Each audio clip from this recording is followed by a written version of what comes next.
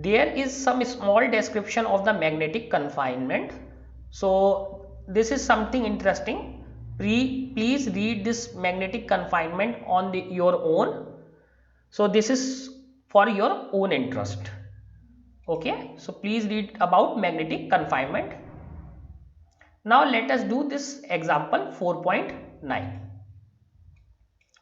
A solenoid of length 0.5 meter. So we have given L, that is 0.5 meter, has a radius 1 centimeter. So radius is 1 centimeter and length is 0.5 meter. So here what we can see is L is 50 times more than radius.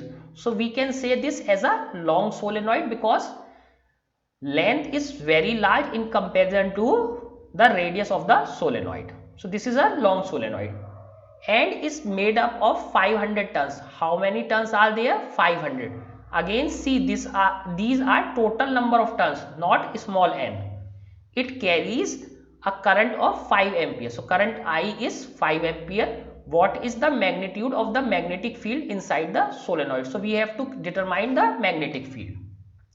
Now first of all, what is the formula of magnetic field? Formula for magnetic field is B is equal to mu naught N I. But we have total number of turns, capital N. Capital N is 500. But here we have small n. So we know relation between small n and capital N is this. So small n is equal to n by h or n by L. So n is 500 and L is 0.5 meter. So if you divide, you get 1000. So small n is 1000 tons per meter. So we get small n 1000 tons per meter. Now let us put this value of 1000 into the formula. So length L is 0.5 meter, radius is 0.01 meter. Now L by A is 50 because we know that length is 50 times of the radius. Here L is larger than A, so we can apply this formula. This formula is only valid when solenoid is long. Now let us put the values. So B is mu naught is 4 pi into 10 to power minus 7. N is 1000, that means 10 to power 3. What is I? Current. Current is 5 ampere. So when we put all these values, what we get? 6.28 into 10 to power minus 3 Tesla. So this is the magnetic field inside the solenoid. Now our next topic is force between two parallel currents, the ampere. So till now we don't know what is an ampere. So we are using a unit which is ampere, but now we are going to define this unit ampere. What is an ampere? So we will see force between two parallel currents and ampere. Okay, so what we have here? So we have two wires, two long straight parallel conductors or wires. They are carrying some steady current IA and IB. So these are two conductor 1 and conductor 2. So current in them IA and IB. They are separated by some distance D. So there is some distance between them D. BA is the magnetic field set up by conductor A at B. So definitely we know that if current is flowing in this conductor, this will apply some magnetic force on this second conductor, and this second conductor will apply some force on this first conductor. So there is some force on the other conductor due to the one conductor. What I am trying to say is that A will apply some force on B and B will apply some force on A because magnetic field is produced because of the current carrying capacity. Now we have taken a very small part of this and the size of this small part is L. We have taken a small part of this which is L. Now let us solve this problem. we have learned that there exists a magnetic field due to a conductor carrying a current which obeys Biot-Savart's law. So that we know. Further, we have learned that external magnetic field exert a force on current carrying conductor. So definitely there will be some force. So first we are seeing that what is the force due to A on B. So we are seeing the force due to A on B. So we can write as force on B due to A. Force on B due to A. So we are writing as FBA. Force on B due to A. This follows Lorentz force formula. So we have already seen what is the Lorentz force formula. Thus, it is logical to expect two current carrying conductors placed near each other will exert magnetic forces, that we know, that will apply some magnetic forces. So Ampere studied the nature of this magnetic force and its dependence on the magnitude of current. So Ampere studied how this force changes with the current, shape, size of the conductor as well as the distance. So what Ampere has changed? Shape, size is L, shape is rod like, distance is D, current is IB and IA. So Ampere studied all these things. In this section, we will take simple example of two parallel current carrying conductors. So two current carrying conductors are A and B. So now we will see that how this will help us in understanding 1 ampere.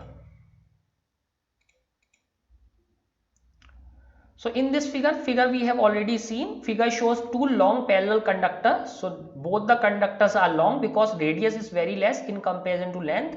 So long conductor, both are parallel and they are separated by some distance D. So distance between A and B is D. Current is IA and IB. The conductor A produces the same magnetic field BA. So let us say conductor A is producing magnetic field BA at all points along the conductor B, because both are parallel. So at every point this A is producing some magnetic field BA.